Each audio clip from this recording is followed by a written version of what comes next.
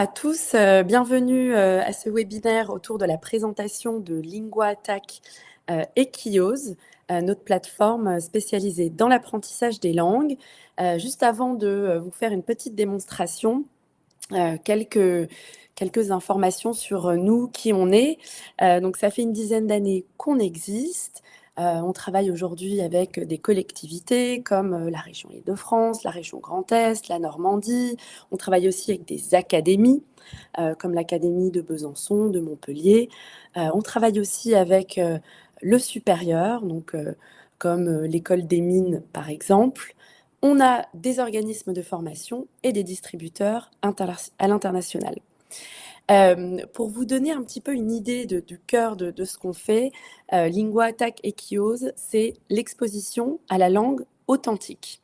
Et juste pour la petite anecdote, quand on a démarré, nous, cette aventure il y a une dizaine d'années, des plateformes dans l'apprentissage des langues, bien sûr, il y en avait déjà.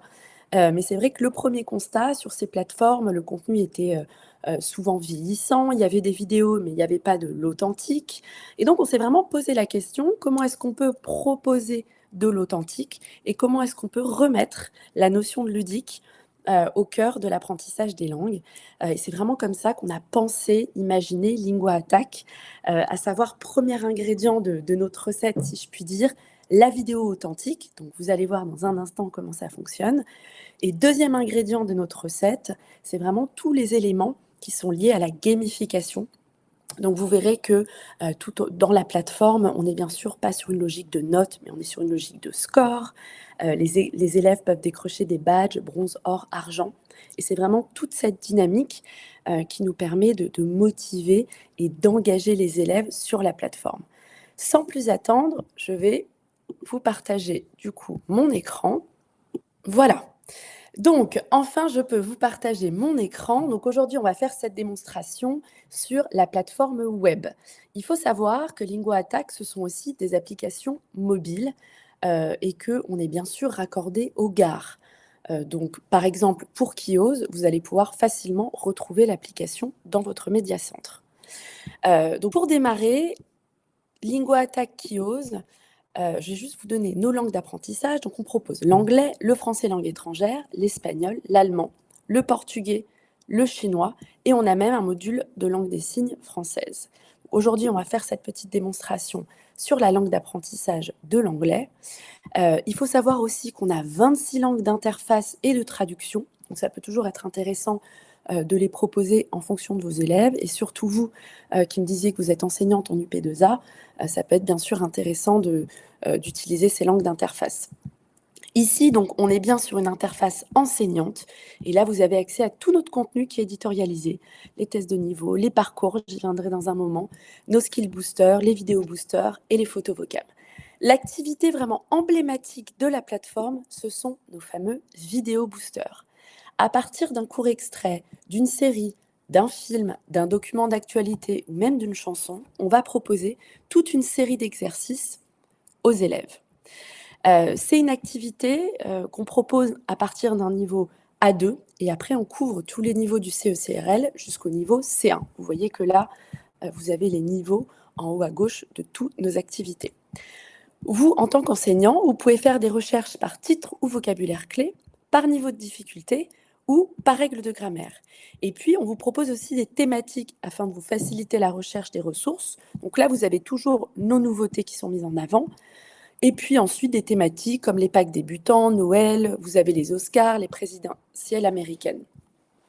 Ce qu'il faut bien garder en tête, c'est que nous, toutes les semaines, on va ajouter du contenu en fonction des derniers temps forts de l'actualité, des dernières sorties cinéma, des dernières séries en vogue.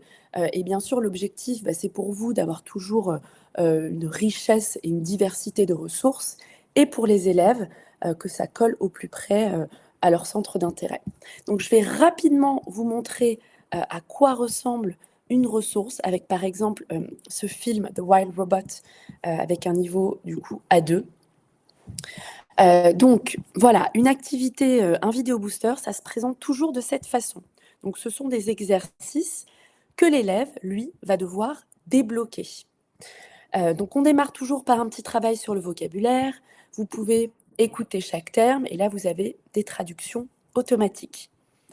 Et puis ensuite, une fois qu'on a fait ce petit travail, hein, qui permet de fixer l'attention des élèves, on va passer à l'immersion culturelle, la vidéo. Donc là, vous visionnez votre extrait et puis vous avez ensuite une série d'exercices. Donc un premier exercice de compréhension, donc avec une série de questions. À tout moment, vous pouvez revoir la vidéo et le vocabulaire et vous voyez qu'on est bien dans une logique de score. On est dans une logique de feedback immédiat. Donc on va, là, j'ai une bonne réponse, mais si je mets une mauvaise réponse, voilà, on va tout de suite me souligner la bonne réponse. Et puis ensuite, juste pour vous montrer le système de points, je réponds à ces 4 questions et ensuite, on va me donner mon score. J'aurai la possibilité, une fois que j'ai terminé mon activité, si je le souhaite, de recommencer ce vidéo booster afin d'améliorer mon score. Je passe ensuite sur un exercice d'écoute avec un texte à trous. En général, on a des textes qui sont des mots là qui sont plutôt assez proches ou des faux homonymes. Et puis, une fois qu'on a terminé cette activité, le transcript est débloqué et à nouveau, j'ai une série de questions de compréhension avancée. Dans chaque vidéo booster, vous avez un exercice de vocabulaire. Donc ça, ce sont des paragraphes qui ont été construits par nos auteurs et vous ne pouvez pas passer à l'exercice suivant tant que vous n'avez pas les bonnes réponses. Dans chaque vidéo booster, vous avez aussi un petit point de grammaire qu'on va vous faire travailler à partir d'un exemple qui est tiré de la vidéo. Donc là, c'est une règle autour des verbes irréguliers. Donc on vous demande si la phrase est correcte. En avant-première, je vous montre du coup ce module qui permet de faire travailler les élèves autour de la prononciation. Et puis, on va terminer cette activité par un jeu. Donc ça, c'est vraiment les éléments qui sont propres à la gamification. Et donc, en fait, sans s'en rendre compte, c'est vraiment là où l'élève va travailler sur la mémorisation des termes qu'il a vus pendant toute l'activité. Et donc là, vous avez une définition et vous allez devoir retrouver le terme. Donc, vous voyez, c'est assez rapide, c'est ludique et on termine toujours par cette note dans les vidéos boosters. Voilà pour cette première activité. Une autre activité que je voulais vous présenter, parce que vous pourriez me dire, mais Marion, les vidéos boosters, on démarre à un niveau A2. Qu'est-ce que tu peux proposer pour les niveaux A1? Pour les niveaux A1, on a une activité qui s'appelle Starter Lab. Donc, bien sûr, on n'est pas dans de l'authentique. C'est une mini-série d'une 20aine d'épisodes. Donc là, l'objectif, c'est vraiment de faire réviser les grands principes de l'apprentissage d'une langue. Donc, il y a quand même une histoire avec des personnages. Donc, je vais vous montrer rapidement à quoi ça ressemble.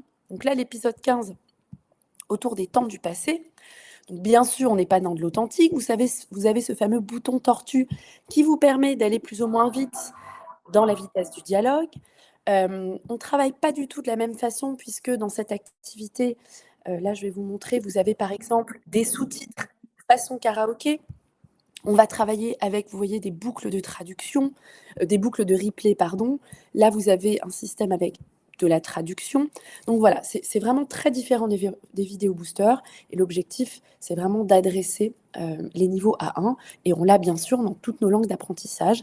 Après, on est toujours bien sûr sur un système de score. Ça, c'est vraiment le cœur de la plateforme. Vous allez retrouver à chaque fois les éléments qui sont liés à la gamification. Une autre activité que je voulais vous présenter, ce sont nos fameux photovocab. Donc ça, c'est une activité qui permet de faire travailler les élèves autour de l'acquisition et ou le renforcement du vocabulaire. Donc on a plus de 250 thématiques par langue d'apprentissage. Donc là, vous avez par exemple les essentiels, mais vous avez aussi des thématiques comme le corps humain, le travail, l'éducation. Ça peut être la culture. Et donc, par exemple, si on prend dans nos essentiels les étapes de la vie, vous allez faire travailler les élèves autour d'albums avec des expressions. Donc là, par exemple, l'adolescence, vous pouvez écouter chaque terme. Et puis ensuite, on va vous faire travailler par paire. Donc là, une fois que j'ai terminé ce petit travail, on va me demander de mémoriser la phrase d'exemple. Voilà, adolescence, adulthood. Et puis ensuite, vous allez devoir là reconstituer le terme. On va aller plus vite. Mais aussi, on va vous demander de reconstituer la phrase d'exemple. Et dans cette activité, voilà, vous avez également un système de reconnaissance vocale où vous allez pouvoir enregistrer votre voix et vous assurer que vous avez la bonne prononciation. À nouveau, on termine ce photovocab par un petit jeu, là aussi très très ludique. Ça fait vraiment partie de Lingua Attack et Kios. Donc là, vous voyez, vous devez retrouver les termes. On est sur un espèce de memory. Voilà pour les photovocab. Et enfin, une dernière activité que je voulais vous présenter, ce sont nos fameux Skill Boosters. Donc là aussi, on en a 33 par langue d'apprentissage. À nouveau, une activité un petit peu différente. Là, le principe, c'est que vous allez faire travailler les élèves autour des éléments langagiers d'une compétence de la vie de tous les jours ou professionnelle. Donc, c'est des thématiques qui vont de je dois sortir le soir, chercher un travail, donner une information à un touriste ou même faire les courses. Donc là, on a travaillé avec des youtubeurs, donc ce sont des intervenants natifs. Et vous allez retrouver à chaque fois ce système où vous avez des exercices que l'élève va devoir lui débloquer. Et sinon, vous avez toujours ce système, bien sûr, de score. Comme je le disais, vous le retrouvez dans toute la plateforme. Vous allez retrouver aussi le bouton tortue, qui là va vous permettre d'aller plus ou moins vite dans la vitesse du dialogue. Voilà pour nos fameux skill boosters. Et puis, à la demande des enseignants avec qui on travaille, on propose aussi donc, nos fameux parcours. Donc le principe d'un parcours, c'est que en fonction de certaines thématiques, donc ça peut être par exemple des thématiques professionnelles ou des thématiques par exemple comme là qui sont liées au programme des secondes, donc on peut jeter un coup d'œil. On a travaillé là autour des axes culturels du programme des secondes et dans un parcours, vous allez retrouver 2 vidéos boosters et 3 photos vocables. Et donc, ça va être du coup un moyen pour les enseignants de pouvoir proposer tout de suite un parcours qui est déjà constitué. C'est un gain de temps. Et puis du coup, là, c'est vraiment en lien avec les programmes scolaires. Donc c'est quelque chose, c'est une activité que vous, en tant qu'enseignant, vous pouvez assigner. Et je vous montrerai dans un instant comment est-ce que vous pouvez faire. Donc là, vous avez ce parcours autour des axes culturels, mais ça peut être aussi, par exemple, un parcours métier. Donc, on a des thématiques autour de l'hôtellerie, la restauration, le paramédical, la santé. Donc, juste pour vous montrer à quoi ça ressemble. Donc là, on va faire travailler les élèves autour de ce métier donc d'infirmier, d'infirmière. Et au sein du parcours, vous allez retrouver à nouveau un vidéo booster et 3 photos vocab qui vont permettre de faire travailler cette thématique aux élèves. Et ça me permet du coup de faire une transition, parce que là, vous pourriez me dire, mais du coup, Marion, comment est-ce que je peux utiliser Lingua Attack ou Kios au sein de mes pratiques pédagogiques? Comment ça marche?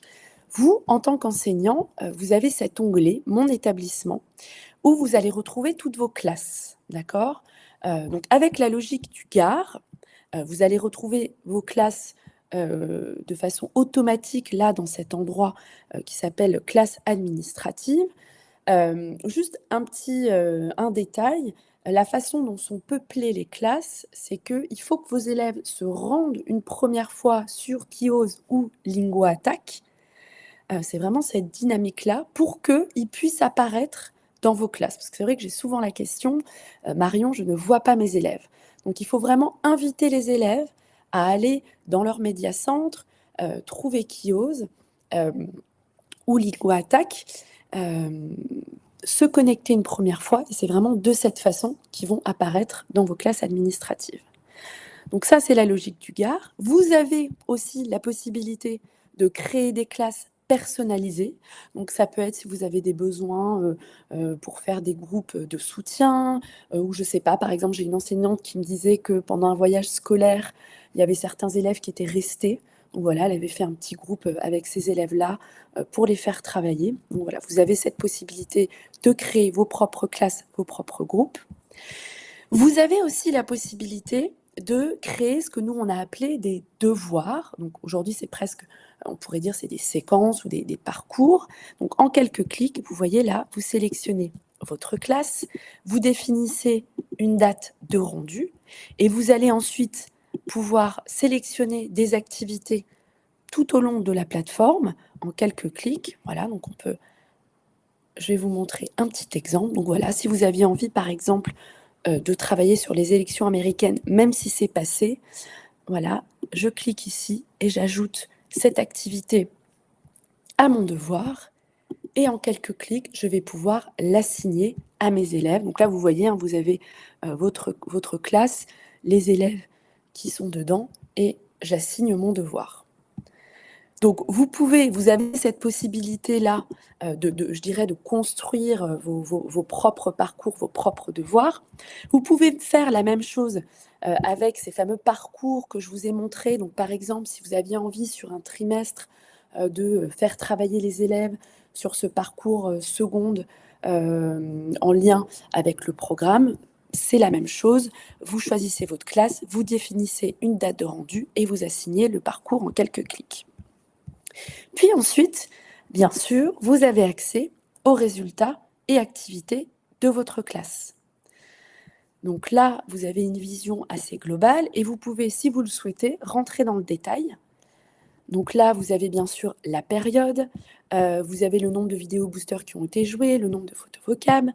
Vous pouvez aussi avoir le temps passé sur la plateforme, les expressions pratiquées, et vous pouvez même aller encore plus dans le détail en cliquant sur vos élèves.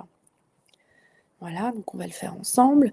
Donc là, Alice Beauchamp, vous avez une idée du nombre de points, des badges qu'elle aurait décrochés, des certificats, mais aussi si elle a, par exemple, passé un test de niveau, son score pendant ses missions, les skill boosters qu'elle aurait décrochés. Et bien sûr, vous pouvez télécharger et exporter ces données si besoin, ce qui me permet de faire une transition sur les grands scénarios d'usage de la ressource que nous, on a observé ces 5 dernières années. Donc, vous l'aurez compris, peut-être premier scénario en autonomie. Alors, même si l'enseignant reste toujours le moteur avec Lingua Attack, vous avez des enseignants qui vont proposer la ressource de façon assez libre, en conseillant par exemple à leurs élèves d'aller piocher sur Lingua Attack ou sur Kiosk le contenu qui leur plaît. Ça peut être les dernières séries en vogue, ça peut être un document sportif, et ils vont peut-être sur un trimestre valoriser un temps passé ou alors un nombre de points, mais ça reste, je dirais, un travail en autonomie. Voilà pour notre premier scénario d'usage. Deuxième scénario, que nous, on a appelé en semi-autonomie. Et donc là, on va être sur tout ce qui est encadrement du travail à la maison. Donc notamment grâce à ces devoirs. Donc vous avez des enseignants qui vont proposer Lingua Attack dans le cadre de devoirs. Donc vous l'avez vu, en quelques clics, vous pouvez en proposer à vos élèves. Et puis, troisième grand scénario d'usage et qu'on voit de plus en plus avec Lingua Attack, façon classe inversée, vous avez de plus en plus d'enseignants qui vont utiliser la ressource en classe. Et alors là, vous avez vraiment plein de façons d'utiliser la ressource. Ça peut être, par exemple, en proposant, dans un premier temps, de faire travailler les élèves autour du vocabulaire d'un vidéo booster à la maison. Et puis, une fois que le cours est arrivé, l'enseignant va projeter le vidéo booster et, par exemple, proposer de faire le vidéo booster à toute la classe, puis bien sûr de faire travailler les élèves autour de l'expression orale. Donc ça, c'est une première façon de l'utiliser. Vous avez des enseignants qui, par exemple, travaillent en binôme avec les enseignants documentalistes. Donc, ils vont proposer aux élèves de faire une session Lingua Attack ou Kiosk avec l'enseignant documentaliste. Donc, ils vont les mettre par poste. Peut-être aussi en ayant préparé une petite séquence par niveau. Vous pouvez aussi du coup faire du Lingua Attack en labo. Et donc c'est vrai que je dirais que on découvre, pas tous les jours, mais assez souvent des nouvelles façons des enseignants d'utiliser Lingua Attack en classe. Voilà, je vous ai vraiment donné une vision à 360 de la ressource. Du coup, je suis allée peut-être un petit peu vite, mais la parole est à vous. Dites-moi si vous avez des questions. Voilà, donc à nouveau, c'est une ressource que vous allez retrouver dans le Gard. Hem, Ça, c'est important, donc qui normalement doit être, dans votre médiacentre. Alors oui, il faut encourager ses élèves, bien sûr, à aller du coup, une première fois sur Kiosk, pour qu'ils puissent, apparaître dans vos classes. Oui, tout à fait. Donc voilà, comme je le disais, aujourd'hui, c'est une plateforme web et vous avez aussi les applications mobiles, hem, que les élèves peuvent utiliser via le Gard, hein. Ça, c'est important aussi.